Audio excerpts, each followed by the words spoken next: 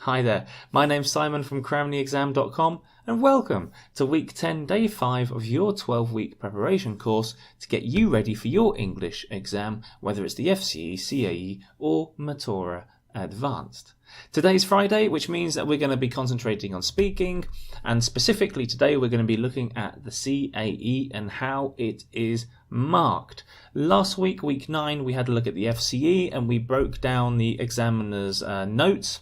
And we're going to do exactly the same for the CAE in this video. So if you're studying for this FCE, then this video might be interesting for you, might be interesting to you to see what kind of skill sets are needed at that level above. And you can, of course, use those skill sets in the FCE speaking exam to even get a better chance at higher marks. And if you're doing the CAE, then make sure that you're paying attention because there's lots of things in this video which will hopefully allow you to get the best mark possible. Now, I would like this video to do two things. First of all, I want to show you what the examiners are working with more or less in order to find out, or in order to grade you, okay? So what is the difference between the highest band and the lowest band? So that's the first thing I want you to know. The second thing I want you to do is, as we're going through all of the different things and we're breaking down all of the information, I want you to ask yourself,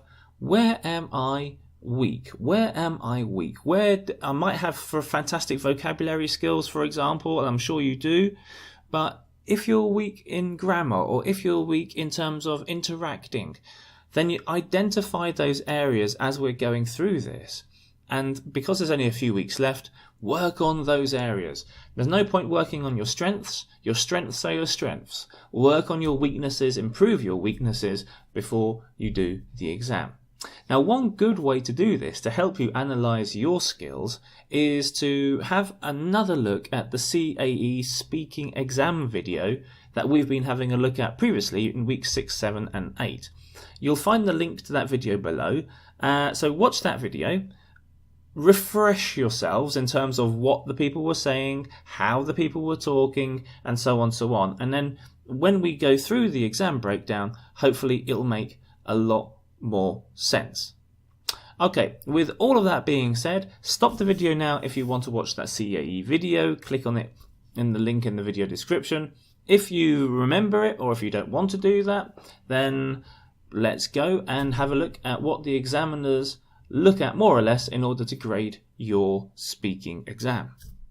Okay, so this is the table which is given in the Advanced Teacher's Handbook, which is the handbook which is given to teachers so the teachers can best prepare you for the advanced or the CAE exam.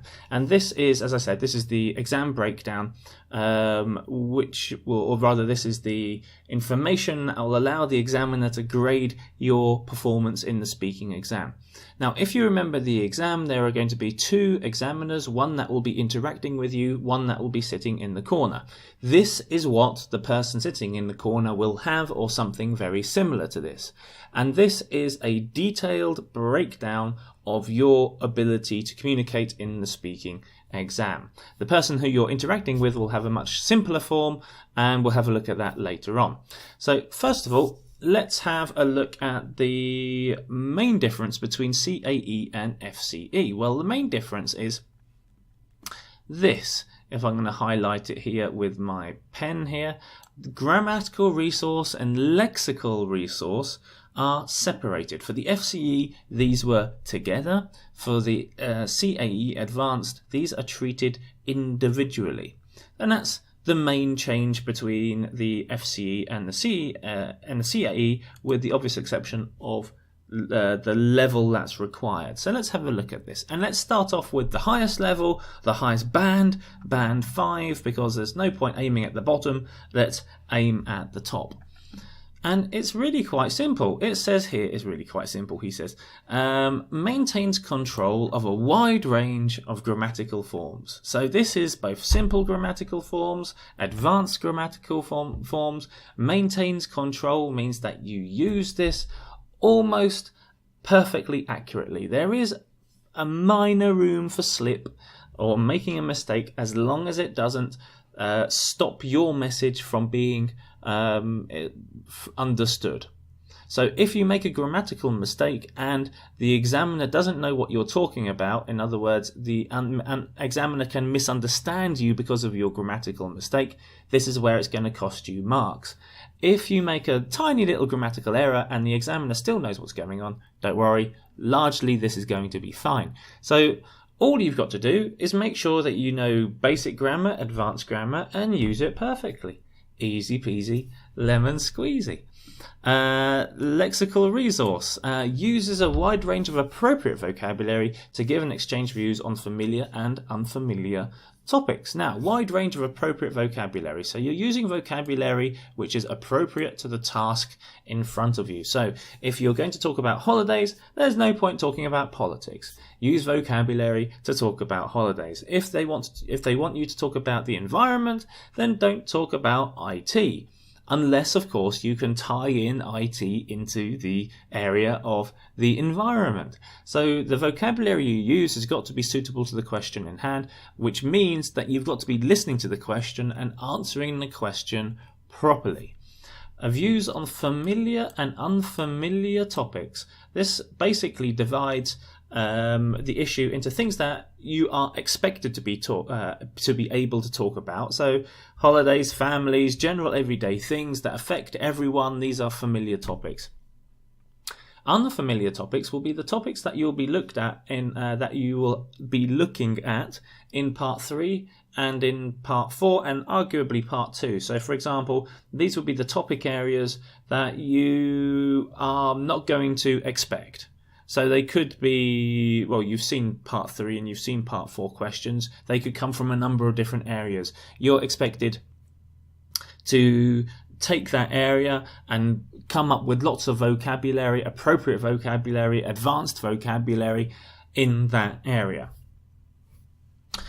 Which sounds quite straightforward, doesn't it, really? Nothing too difficult. Discourse markers. Discourse markers. It says here, produces extended stretches of language with ease and with very little hesitation. So, in other words, your fluency comes across naturally. There is very, very little in the way of and silences, but the fluency comes across, it impresses the examiner, and it sounds very naturalized. Contributions are relevant, coherent, and varied. So in other words, they're relevant to the question. So as I said, if the question is about the environment, talk about the environment. It's coherent, which means it makes sense. In other words, it's logical. You're not just saying one thing and then another thing and expecting the examiner to make a great big leap between this one and this one. In your communication, you are meant to be leading the examiner from topic to topic, using transitions, linking devices, and so on. So you're creating logic in your argument. Now, this is something that you can practice. As I've said in previous videos, do the speaking exam at home, record yourself on your mobile phone or on your webcam, play it back to yourself and ask yourself, am I making sense here? Could I do this any better? What else could I say in order to make it make sense if it didn't make sense? So here practice is key. Uses a wide range of cohesive devices and discourse markers. So you're using a wide range of linking words to bring everything together and to create that flow. Whenever I talk about discourse markers, whether I'm talking about generally when I'm talking about writing, I say that discourse markers are the tool in which that you hold the reader's hand and you walk them down the path of your writing. So you walk them through the story of your writing. It's exactly the same idea with discourse markers and with speaking. Discourse markers allow you to take the examiner's hand and take them on that journey with you. So everything makes sense. So it goes from point 1 to point 2 to point 3 to point 4, not just 1 and then 2 and then 3 and then 4, because that's not naturalized, that's not advanced language skills. So discourse management, easy peasy lemon squeezy. Pronunciation is intelligible, so the examiner can hear clearly what you're saying. So just as I said for the FCE, no mumbling, no turning your head over like this and talking to the table. Talk to the examiner. Look at the examiner. Take your time. Relax. Speak slowly. Make sure the examiner can hear what you're saying. Phonological features are used effectively to convey enhanced meaning. So not only are you getting the stresses in the correct places, not only are you stressing in the correct places, but you're stressing the correct parts of the sentence to emphasize the relevant message that you're trying to communicate. So you're not just speaking in a monotone voice. I'm speaking in a monotone voice which doesn't give any interest for the examiner to listen to, but you're using not only emphatic forms, which goes back to grammatical resource, but you're using stress with those emphatic forms. Emphatic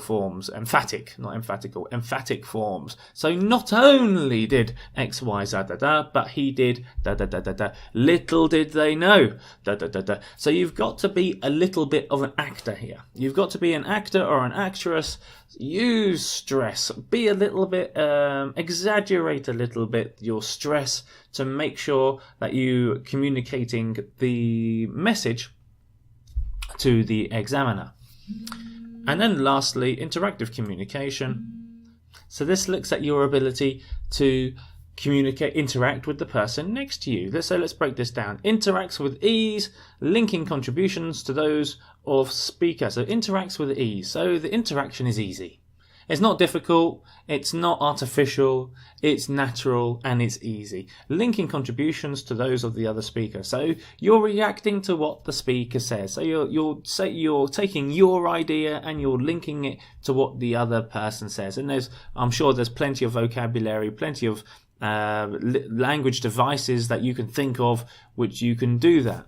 Widens the scope of the interaction and negotiates towards an outcome. So widens the scope of the interactions means that you look at different things. You suggest different ideas. What about this? What about that? Have you thought about this? Or let's think about that. Things like this. And then negotiates towards an outcome. So, okay, so what do we think? What would be the best idea? So you want to be the leader who brings that conversation to a conclusion or an outcome of some kind. All stuff that you can practice. So that's band 5. So let's have a look at band 1 and see how that's different. Okay, so number 1 shows a good degree of control of simple grammatical forms and attempts some complex grammatical forms. So here we've got maintains control and accuracy of a wide range of grammatical forms, simple and advanced. Band 1, you've got simple grammar, not a problem, you know how to use it, but you're just using a few extra little bits of advanced grammar. So that's it. That's band 1. Basically simple grammar, but you're going to try some advanced grammar. Band 5, simple grammar, advanced grammar, whatever it is, you've mastered it and you're using it and you're showing off your skills. So you can see there's a big difference there, and it encourages you to move away from the simple continuous, perfect and perfect continuous forms, but to start using things like passives, conditional structures, inversions, making sure that your use of substitution is good, and so on, so on. Trying to get some conditionals in there. So if I was to do this, what would you do? Mixed conditionals. You start showing off the sexy stuff, and the key to that is not just to use it, but to find the contexts in which you can use it. And this finding contexts to use it is something that you can practice. And I've said this many times in my videos, whether it's for writing or for speaking. Using your imagination, which means practicing, using your imagination, come up with the basic grammar structures, and then think of how can I use advanced grammar structures in related contexts? Can I use advanced grammar structures in that same context? Or do I have to come up with a slightly different context? So think of something related to the original idea, and then use my advanced grammar skills. And it's this practicing contexts that opens up the area to use advanced grammar skills. So there's a big difference between Band 1 and Band 5. Band 1 vocabulary uses vocabulary, appropriate vocabulary, to give and exchange views, but only when talking about familiar topics. So as I understand this would be the simple stuff. You can talk about the simple stuff well, but when you get to part 3 and part 4, when you've got to use your head and come up with ideas and suggestions, that's when it comes a little bit difficult and it becomes a little bit stilted, a little bit stop-start. Whereas this, for band number 5, is that you're completely free with your use of vocabulary, whether it's the basic level or at the advanced. Or with familiar topics, to use the jargon here, to familiar topics and unfamiliar topics. One way to practice this is to practice in your mother language, to practice in your, what we call your L1 language, and learn how to speak in your L1 language for a minute or 2 minutes. So I don't know, open up a newspaper, for example, have a look at a headline, and just practice speaking about that headline for 1 minute or 2 minutes. Just time yourself, record yourself, and just come up with ideas, opinions, pros, cons, develop the discussions by yourself. And then say to yourself, okay, now let me do that in English. And then you try to do that in English, because very often the difficulty comes when you're thrown into an area where you just have to use English. You have to respond to an English question in English with minimal time to think.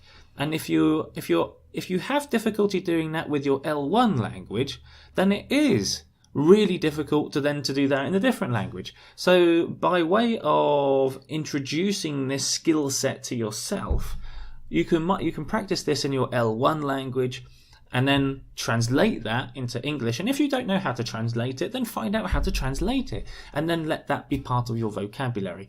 This is perhaps something that you might want to do a few weeks ago, if you could get back into your time machine and travel back then. But nevertheless, it's never too late to try to do that anyhow, just to give yourself a few extra pieces of vocabulary that might help.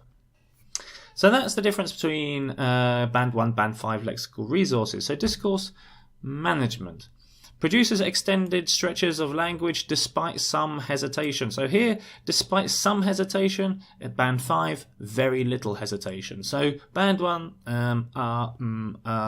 periods of silence, for example. Band 5, very, very little in terms of that kind of hesitation. Contributions are relevant, and there is very little repetition. So you can see here that there's not a great deal of difference. Contributions are relevant, contributions are relevant. Coherent and varied, very little repetition. So very little repetition, this means that you're still speaking about lots of different things. You're repeating yourself a little bit, but perhaps not too much. Whereas here, it's just saying it makes sense, and you're talking about lots of different things. So there's not a great deal of room between those two, is there? And then you've got uses a range of cohesive devices, uses a wide range of cohesive devices, and discourse markers. So here, I don't know, I don't like putting a number on these kind of things, but for the sake of argument, to paint the picture, maybe we should. Let's just say you use 10 transitions here, and if for this Band 1 you use 2 transitions over and over again. So here you might trap yourself by saying however, whereas here you might say however, although, even though, in spite of, despite of, and so on, so on. So you go through that range of cohesive devices to talk about, to create that logical flow. Pronunciation is intelligible, and phonological features are used to effectively convey enhanced meaning. So, as I said, stressing everything correctly, but also stressing parts of the sentence and grammatical forms to communicate your message. Here is intelligible, it's the same. Intonation is generally appropriate. So here the stress is largely in the right place, although sometimes it's a bit strange. Sentence and the word stress is generally accurately placed. So you can make a few mistakes here, but there is use of stress. Individual sounds are generally articulated clearly. This, as I understand it, means that there might be a little bit of mumbling, or there might be a few pronunciation errors, but that would be Band 1, whereas Band 5 means nothing of that nature whatsoever. Now, as I said with the FCE video, you should be able to find out from your teacher, or if not, Mr. Google, what the common pronunciation errors are for your L1 language and English. So for example, in Poland, I could give you a list of words that Polish people generally tend to mispronounce. You should be able to do that for your own country as well as regards its relationship with English, and make sure you get those correct. Make sure you know what they are and make sure you work on them to make sure you get them correct. Because if you don't do that before the exam, then you really are kicking yourself in the teeth or shooting yourself in the foot.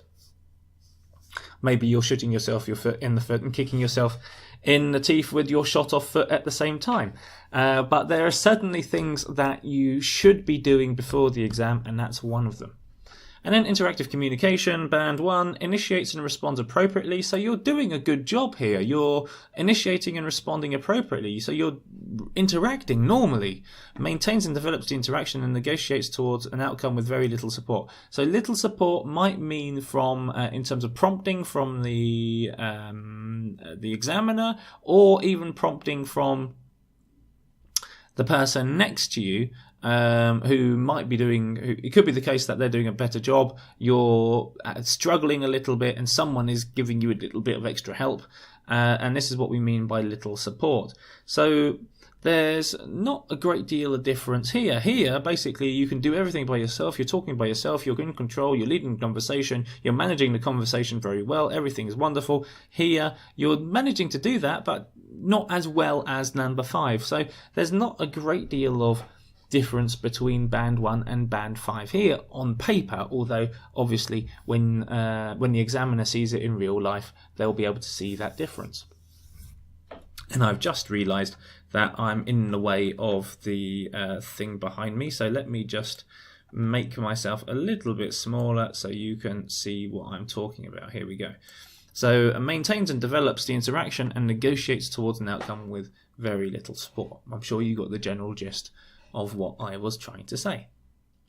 Okay, as always, if you've got any questions about this, then leave them in the comments below. Now, I'm not an examiner. I'm not trained as an examiner. I've got plenty of years teaching experience, so I'll do my best to answer your questions if you've got questions based on my practical experience, but my answers are only my opinion based on my experience. They're not definitive. So if you've got any questions, I'll do my best to help them out. But as I said, there is that proviso. Okay, so this is what the examiner will be looking at in the corner. Let's have a look at the sheet that the examiner uses who's interacting with you. Okay, and this is what it looks like, more or less. As you can see, it's quite simplified. There's only one area, which is global achievement. We can translate to see as generally how well did you do in relation to the exam task. So let's have a look at the bands. Band 5 handles communication on a wide range of topics, including unfamiliar and abstract ones, with very little hesitation. So you get a question, you answer it. You get straight into it, you show off your skills, you're doing the business. Uses accurate and appropriate linguistic resources to express complex ideas and concepts and produce extended discourse that is coherent and easy to follow. So uses accurate and appropriate linguistic resources. So the grammar is good, the vocabulary is good, it suits the question that you're being asked. Express complex ideas and concepts. So you're not just coming up with simple answers that you would do for A1, A2, B1, or even FCE level. You're not just saying, yes, I think so. You go into a lot more detail, you come up with wonderful sentence structures, you interact, you get people involved. And produce, and that's exactly what goes on to produce extended discourse that is coherent and easy to follow. So you're expanding the topic, you're getting other people involved where it's appropriate to do that. It makes sense, it makes a logical sense because you're using linkers to lead the examiner through your thoughts, which makes it easy to follow. So if at the end of the exam you've managed to say a lot and the examiner understands everything that you've said, then you've done a good job. Chances are you might get a band 5. Now, I know for a fact that you might be able to identify whether this is the case or not, because I know that when I speak Polish, and I know the person when the person who I'm talking to, the Polish person, understands me, then I can see it in their eyes. But as soon as I start coming up with my own wonderful form of Polish, which no one understands apart from me, then their eyes go a little bit blank, that they start getting a bit lost, and you can start to see their thinking process, and you can see that they're trying to work out what it is that I've said. And I can see this. I've got very good at identifying this because my Polish is terrible. You might be able to do this with the examiner as well. Now, there is pros and cons to this. The pro is, if you can identify that and you don't panic, you can stop, take a breath, start again, and say, what I mean to say is, or let me explain, or something like this, which is fantastic language, which is fantastic discourse management. Just taking a second, explaining a little bit more, letting the examiner know that you might have perhaps gone down a lot of the wrong path, and giving yourself the chance to explain again. The examiner, if they hear that, will love it. If, however, you see this, you panic, and then you fall apart, then it's not so good. And obviously, if you keep on going on and on and on and on and on, and the examiner's eyes just get blanker and blanker and blanker, then of course that's not good either. So there is a pro and a con to identifying whether this person, you can identify whether the person is listening to you or understands what it is that you're trying to say or not. That's something that you can practice, and I would encourage you, if you're working with teachers in terms of developing your language skills, to perhaps do that, or to ask your teacher to specifically identify the moment where you're starting to go a bit off the rails.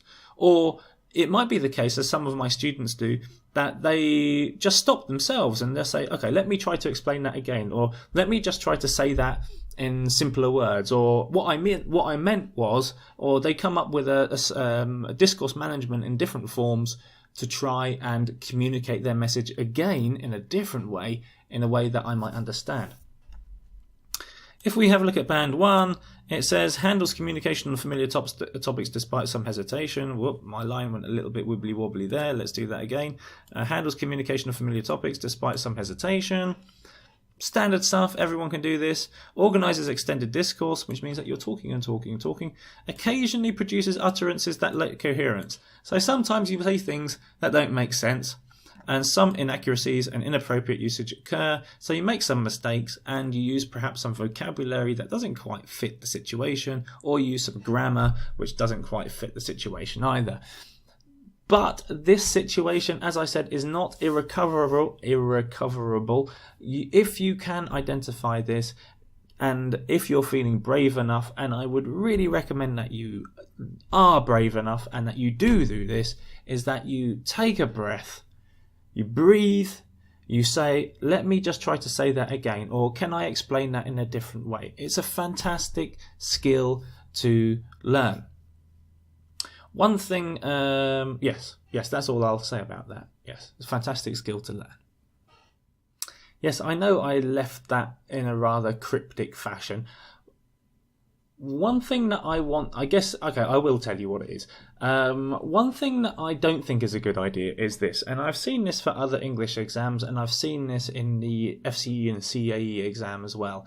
And this is when you try to score a few extra bonus points by asking the examiner to rephrase the question. So you might hear something like, I'm sorry, I didn't understand, could you explain that again? Or you might think it's a good idea to say something like, I'm sorry, can you paraphrase the question? Personally, I don't think that this is a very good idea, and I don't think it's a very good way of scoring any extra points, or even if it gets you any extra points at all, because it just means that you can't listen and you don't know what the vocabulary is, which rather focuses on your weaknesses, not your strengths. So I wouldn't, if you ever hear that, or if ever anyone recommends that you do that, then I would treat that with caution. Obviously, if you don't know what the question is, then ask for help. Clearly, I'm not saying just try and answer it, because then if you're using language which isn't relevant and so on, then you're going to lose marks anyhow. So if you don't know what's going on, ask a question, but just say, listen, can you say that again? Can you repeat that, please? Or something along those lines.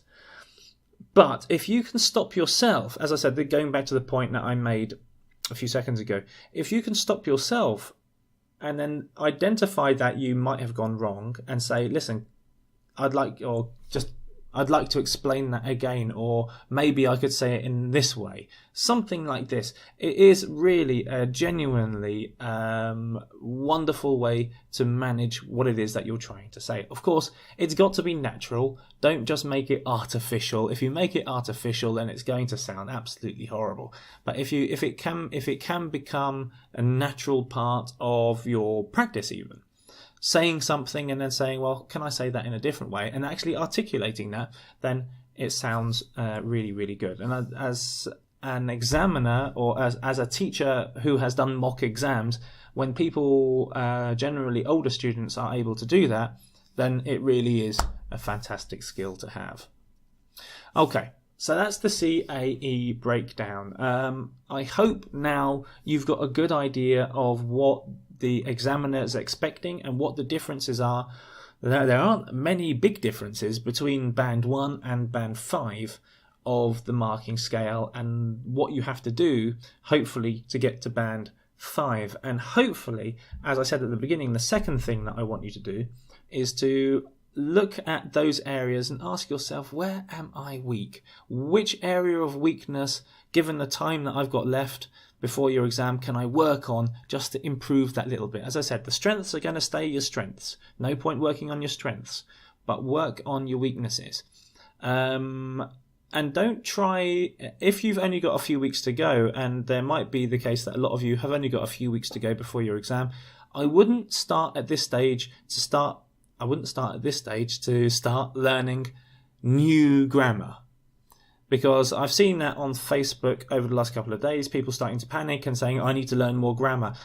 It's a mistake now, I think, to learn more grammar. Just work on what you know. If you learn new grammar, and particularly advanced grammar, and you make a pig's ear of it in the exam, then it's going to stand out like a sore thumb. It really will be a big mistake. It will be noticed. But if you can say that same thing using simpler grammar without any mistakes whatsoever, then that's going to come across really, really well. Okay, enough from me. I've been talking probably for far too long already. If you've got any questions at all about the speaking exam, then leave a comment below and I will do my best to get back to you. Okay, it's the weekend, so have a good weekend. I'll see you again on Monday with another writing resource. See you then.